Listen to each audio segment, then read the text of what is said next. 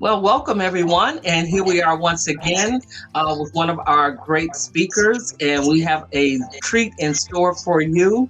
I'm Yvonne Gamble, and I'm the co founder of Women Leading Change Now. And we're here with our annual United Nations CSW. This is our 65th convening year on the Commission for the Status of Women. And we are talking with women from around the world and hearing the different voices that women have across all industries. This talk is going to be from a Dr. Susan Taffer, and she's going to be talking about women's voices in higher education. So I'm not going to hold us up anymore. We're going to go directly to Dr. Susan. We're going to bring her on and let her tell you about her illustrious career and some of the things that she's working on. So that's what we're going to do now. Let's bring on Dr. Susan. Hello, Dr. Susan. How are you today? Thank you so much. I'm wonderful. Yvonne, it's such a great pleasure to be with you today. Well, thank you. Thank you. And we're just so, we're so glad that you accepted that you're here with us. And, and I know my word, we can't even see all the degrees that she has there in the back. And there, I tried to span it out so that we could see some of those different things.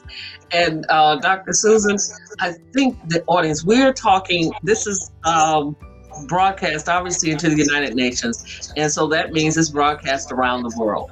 So I would love for you to tell our audience a little bit about who is Dr. Susan Taffer? Who is she? Thank you. I'm happy to share my story. It's again a great pleasure to be with you, Yvonne. What you see behind me is a collection of degrees, and I wanted to be sure and explain the story around those. I was not a young woman who actually launched herself from a high school education into college. I was a late bloomer, and I actually had a career in marketing and business, and it was very exciting for me, but I had reached a pinnacle, and I thought I should go back to school and get a little bit more education to help move me along. And what I discovered was that academia was my playground. And so I went on a path, and that path included obtaining 7 degrees in 10 years, along with other certifications and advances in the higher ed realm. So I ended up working in higher education from that launch. I had a wonderful career with a college system, and I was an administrator and worked in educating learners on the front line and developing programs, and I loved it. One of the programs that I actually developed that has probably the largest profile is the Disney College program. And at the beginning of my launch of that program, I increased it in 2 semesters, 540% participation, just by communicating between the 2 organizations of the college system and Walt Disney. So from there, I had experienced this leveling off of being able to move up any higher than I could. And why? One of the reasons that was challenging for me is there was this umbrella that was unspoken of the male hierarchy in higher education. And it's patriarchal and full of males. And I think if you hear Laura Listwood, she's one of my favorite speakers, a lawyer from New York and has worked on a global national level, and she says that we don't really have a glass ceiling, we just have a bunch of men keeping us from moving forward. Now, I don't think that it's all because of men. There are many other factors, but just to move on through that course of action, I actually left higher education administration at that point, and I traveled globally to teach other women's leadership in other countries. And what occurred to me in that several years of travel was there was so much in women moving ahead in the higher education realm that was unspoken and undone, and how do we teach people to move forward? Since then, I now work at a university level teaching educators from around the world how to become administrators, many of whom are women, but not all are women. It's a serious transition when you're in higher education and you want to move into administration. It's a club, and so I train and teach individuals on how to maneuver that process, obtain their doctorate, and get into those higher levels. So from that activity, I also had created my own foundation of World Connections Foundation, and that is a foundation that is focused on creating different types of educational opportunities that are experiential for cultures from around the world. So in other words, what we're doing is fully cultural relevance. And one of the projects that we're currently working on is involved with racial equity, and how do we assist young people who don't see what they want to be in front of them. And it's a teaching tool, it's a docudrama, it's amazing. We're so excited about it. And that seems to be our focus on that project currently. So I'd like to talk to you today more about the higher education industry and what it does and how it relates to women on the path. Okay, well, we'll jump right in, and that's something I love about Dr. Susan, and that is she's straightforward and to the point. She's a true educator. Okay, get your books out, get ready, and let's go. So let's do exactly that. So therefore, can you tell us, Dr. Susan, what is it like, for women working in the industry that you're in? Like you said, you've traveled around the world and you've taught, other women. And it sounds like in that teaching, you had to do a little bit of encouraging, kind of pull them out, into areas that maybe they thought they couldn't go into. So what is it like? Because we're talking to the women who are currently in the area and maybe they do want to move up in their chosen careers. And then we're also looking at the young women who are looking at these different areas and saying, well, what will I need to do? What would it be for me? What am I going to be met with? Excellent question. First of all, I think the field of education is highly rewarding, no matter who you are or where you're from. Some of us are born with that strong desire to just pull the best out of other people. It's innate in us, and we just have to do it. Now, we can be overbearing at times, obviously, but there are other characteristics of being an educator that are it's just so fulfilling, because to see someone actually get an aha moment, and it's about them and they have this self-discovery. That's how I like to teach. I am not a sage on the stage. I like to help individuals uncover and discover who they are underneath of all of that. Now, does that mean intellectual information and input? Absolutely. And do you have to be prepared for that? Absolutely. But still, it's that level of staying ahead of your learners and helping them be the best that they can be. And I just recently had an email come from a learner that I had in one class, and she's now gotten her doctorate, and she reached back out to me after 4 years and said, I just remember your class. Now, that is the kind of good feeling that you get from the inspiration of being an educator. And that's at all levels. It doesn't have to be higher ed, it can be at any level. And what is it like from the perspective of career advancement and those kinds of things? Well, obviously, educators are not highly paid in many levels of the industry. They're underappreciated. And the expectations sometimes are much higher than the financial reward. So, educators, I think, know that going in. Administration, higher levels of administration, they tend to pay very well. So the pay equity at that level is comparable to others. For instance, like a president of a community college or a president of a university is equal to a CEO of a corporation, right? So the pay equity is probably there, but the likelihood of that person being male is much, much stronger than female. Now, does that mean there are fewer women that are educated to take the role? No, not at all. There are probably more higher educated women than there are men, and particularly when it comes to minority women. So is it because of their lack of education? Absolutely not. It's, again, that invisible barrier that it's assumed that it is a male role. And so the percentage of women actually taking those CEO levels are very small.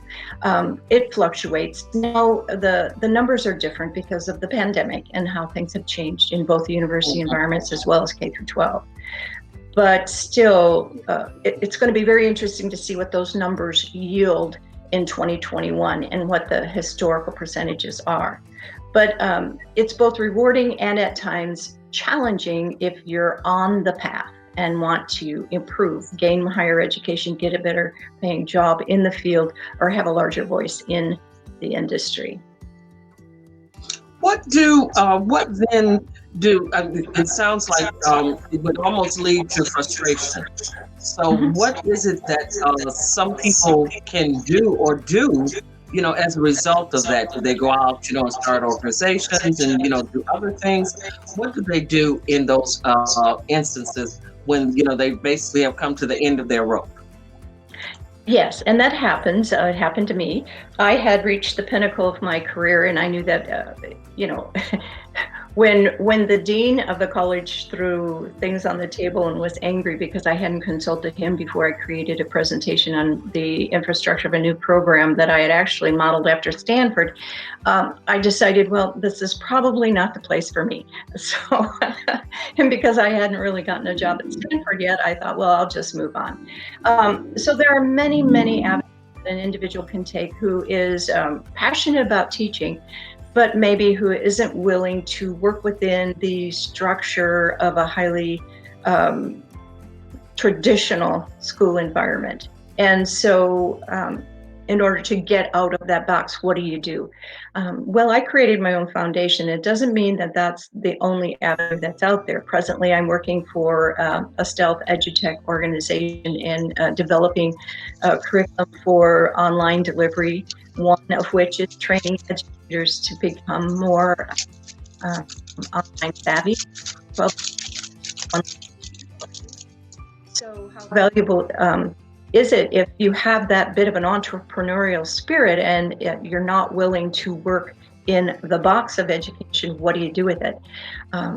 Right now, more than ever before, is the best opportunity to step out of that and become your own business owner and teach your own way. What do I mean by that?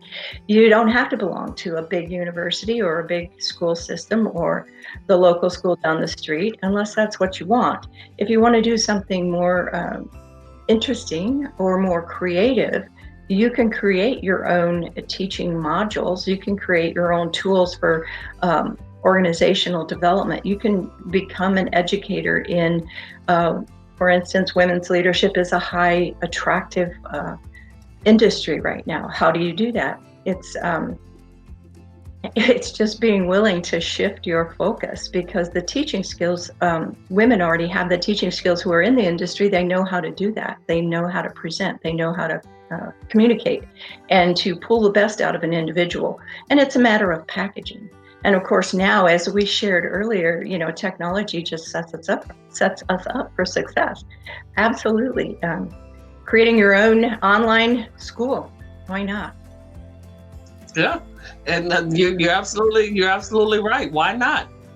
So therefore, that just kind of pushes us right into our next area, and that is how easy is access for you and other women in this field. So I think you kind of touched on it a little bit. You can expound on it more if you'd like, but I think you kind of told us some of the things they could do.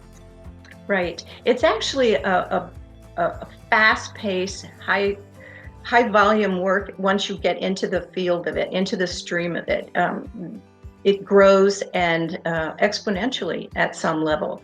The barrier, or the toughest part, well, there's two that I want to speak on. First of all is the level of funding. Only 20% of all nonprofit or for-profit startup funds are available for women. The money just isn't as easy to obtain, just because the inequity in the world of finance, which you're so familiar with. And so the women have fewer opportunities. They may get in front of funders, but the funders don't have, quote unquote, the flow of communication and the trust level, which really is a high a commodity when you're talking about angel funding and Mhm. ROI funding. And so there's that bit of a rift. Now, this is global. I belong to Global Investor. We meet every week. We are a group of women who are looking at the numbers every day, and we see that low 18 to 20% of all the money that's being funded out there is ever funded to a woman-owned startup. Now, when women actually get a hold of the funding, they are high. Their rate of success is just so much higher, and it's a barrier. It's a barrier that is challenging, but it's still something that is attainable. And so how is it attainable? One of the things that can really benefit women who are interested in going that route, who have the intestinal fortitude or the grit to be an entrepreneur, whether it be in education or any other industry, is to sort of let go of the imposter syndrome. Now, you see all these degrees on the wall, and I wanted to share with you, like, it took me that many to think that I could actually compete in that arena. I don't worry about it now. I say that's my union card, right? But I don't let it affect who I am as an individual now. But when I first started out, I had this sensibility of like, I'm not as good as I should be to compete in this big world. And much of it had to do with the fact that I had not seen so many people like me in the front lines, and at the higher levels. So it took a while for me to gain that self-confidence. And what does it take? Well, doing it a few times. So letting go of the imposter syndrome, because first of all, you're there. If you've decided that you wanted to be out in front and lead a company, create a company, be the first in your field, start up something new, first of all, you're there. And that is all you need to know. The rest you'll learn as you go. And keep an open mind. Put people in your life that are smarter than you. Put people around you that have been there, done that. Listen to people. Find a group of people that are sharing the same kinds of dreams, maybe, or the same kinds of ambitions. And never allow a no to stop you, because you move on to the yes. Sooner or later, you're going to get the yes. And when you get the yes, that's when things can really move forward in an exciting way. Okay. Well, I love that. I love that you say step out of that imposter syndrome. So you don't have to be perfect. You don't have to have all the knowledge, all the education. You have to have the desire. That's what it sounds like. What you're saying is, if you have the desire to do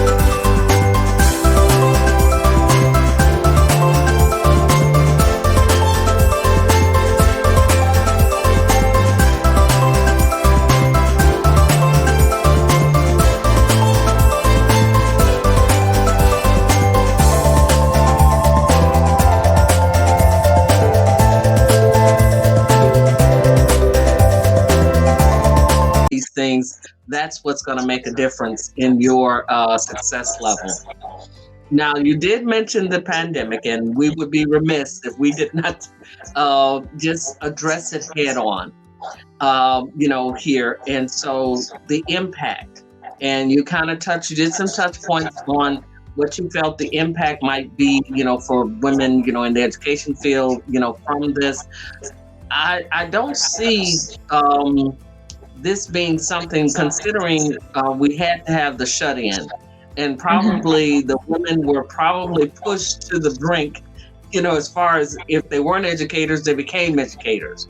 So in the industry, what do you see it as, as more opportunities now, with the fact that we've had to pivot, to almost a a remote type learning sense where that's going to be with us and here to stay, and as most industry will probably grow. So what would you say as far as economic growth in the industry now that the playing field is pretty much leveled, because outside of the fact that you turn the video on and that's a woman, the education is going to actually be the same. Such a true point. Perfect. You actually captured it very well. The industry of education is growing exponentially when it comes to technology. The old paradigm has begun to crumble, and it's been in the works for a while. I had foreseen this 5 years ago when I started my foundation, that I had anticipated a huge shift in how education would look in the future. I did not know that it would be the impact of a pandemic that would actually create a tipping point for the evolution of education. But certainly we will never go back to the way things were before. We will have some look at it and bring along those things that did work, but our way of doing education in the industry has completely shifted. And while we will be looking at different kinds of models that'll emerge in the public school systems and throughout the university environments, they'll bubble up and there'll be different kinds of models. The concept of education and technology, the marriage is here forever. So it will look a lot more diverse in like education components, the objectives, the learning modules. They will maintain a level of consistency, but how that looks, the diversity of how that's delivered is going to be much broader. And I think that's exciting, because instead of being this huge infrastructure of a school system, you have the independent teachers, you have charter schools coming about, you have online learning modalities, you have opportunities for creating edutech organizations, you have experiential learning leading models, you have leadership models. There are so many things that are being developed on a rapid basis. And it is one of the fastest growing industries for funders right now, because everybody's looking for that unique opportunity to deliver some education that's out of the box and solves some of the issues. And you're so right, Yvonne. Yes, you're so right. Mothers, the burden has been on the mothers. They've had to become all that they were before, and then also teachers at home and monitor the kids and keep them happy and healthy in an environment that's very closed. So just because of the needs to keep them safe. And that is a different conversation for them as far as what can they do. But there are things that can help alleviate the stress at home if their children are still online 24/7. I say 24/7 because you can never control a kid on when they get on technology. But there are some built-in things, and I do teach some of those. Zoom fatigue is a real serious reality for people now. Being on Zoom, being on technology for many hours a day can create its own set of fatigue syndromes. So it's the same for children. It's the same for parents and mothers who have to be there and try to guide their children through that process. But I think there are some things coming along the way that will resolve those for parents. I today had a meeting this morning with the Dream Smart Academy. It's a new charter school, and we're creating a model for education that's hybrid, offers both online and in classroom centers, a very diverse model for underrepresented populations in Arizona. So actually through California as well. So it's an exciting endeavor. I always enjoy that group of people. So there are solutions coming. Now's the time. Well, good. Well, you know what? That's very good to know, because I'm just so excited about with this in education, and now with all these different outlets and solutions and things that you've even brought forward here. This is excellent and wonderful to hear, because but here's a question that I do have, an additional question, and that is, what about the standards of education, or the standards of, we have all these new different modules and modalities that are coming forward. How are we going to, how are they going to adhere to a standard? Because you do have, like you said, you have entrepreneurs who are basically using some of these things as a business. So how is it that we keep a certain standard, of education, or, who is going to be the standard at the end of the day or the end of the decade? I love that question, and it's the question of the decade, that's for sure. In my world, education is a passion, and so therefore I surround myself with people who have high levels of understanding of what educational deliveries should look like. So I know from other arenas that anybody can get on and say, I'm going to teach you something. Well, and in fact, anybody can. But how do you maintain that level of excellence or that level of deliverables? So I would say this. There is a high need for an accreditation style, if you would, for online learning. And my emphasis in the future, as I said, I'm working on several projects, would be to be able to have that kind of buffet of educational opportunities that is driven by the consumer, but yet has a quality of excellence that can be guaranteed. In other words, to have the buffet, have it be broad, have it be diverse, and yet have it be quality. And that just comes from years of experience. And there are ways to manage it, I believe, and especially with technology, there are ways to ensure that happens.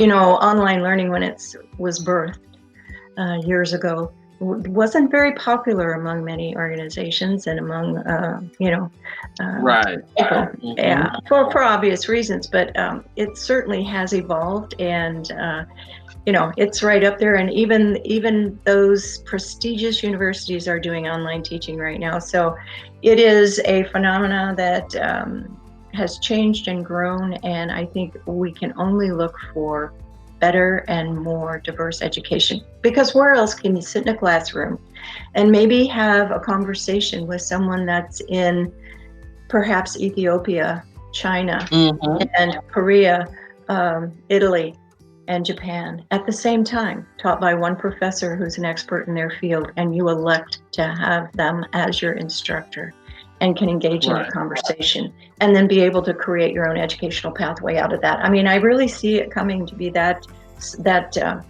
fun. So it's going to get, higher learning is going to get fun. Well, that's good. So you're going to have real fun in higher education. Well, that's good. That's these are the types of things that we need. As we go through, we need to know that in all of this, it's going. There's a light at the end of the tunnel, and it's going to be a good light. And so we'll have a chance where we can live peaceably and grow and develop together. And so that hits us as our wrap up question, because here at the United Nations, in our conference on the status of women, we're always concerned that whatever industry that we're talking about or that we're speaking into, that there is equality for women in that industry, whether that is to compete or to just be in the industry and to grow and to develop in the industry. So in the industry of education, how does that fit for women in that area of higher education? How does that outlook, what does it look like? I like what you said, where the one lady said, where we don't have a glass ceiling, you just have men who are kind of standing there, at the door, holding the door shut. So now that there are more women, here, and now we got the moms on our side. So how does it look for that equality? It looks like it's pretty much going to be a non-issue, we hope. Well, I think it's going to be what we make it. And what do I mean by that? With the old paradigm, certainly it was there. Like you said, the patriarch at the doorway, just, maybe you'll get in, maybe you won't, right? Well, it's not going to be that way, because the level playing field of having access and being able to have access to create new deliverables and to become an entrepreneur and an individual who is a self-marketing, or even professors who have degrees are no longer going to have to be owned by a university. They will be independent engineers of their own careers and still be top in their field. And so it doesn't matter if you're male or female. If you're top in your field, you're going to move out ahead. And that's what I really want to leave with everyone.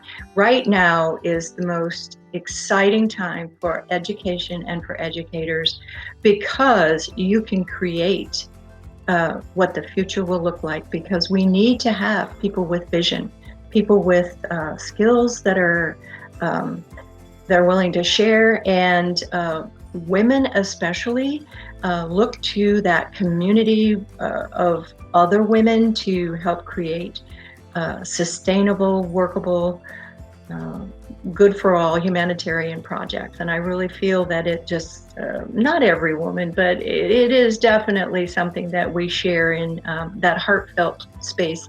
To love what you do and be able to share that in community and extend it across the world is important. Now's the best time to be an educator, not with what we've been dealing with, but what we can create. And I want to leave that message for everyone out there who's a professor, who's a teacher in a K-12 system, who even still has to go to the local store and buy straws for their event or their art creative, or whatever it is they're working on in school that isn't provided by, quote unquote, the institution. So whomever you are as an educator, know that this is an exciting time, and you can be part of the solution and step up and let people know what you know. Okay. Well, thank you. I love that. I love that. And we're going to leave it right there. Step up and let people know what you know. Dr. Susan Taffer, you can contact her at susan.taffer@gmail.com. And she is a wealth of information, and she is a wealth of knowledge. We thank you. We appreciate you, Dr. Susan, for coming on and being a part of the United Nations Conference on the Status of Women 65 here in 2021. And we look forward to seeing you out there in that higher education, and we look forward to the success of your organization, World Connections Foundation. Thank you. Appreciate it. Bye now. Bye-bye.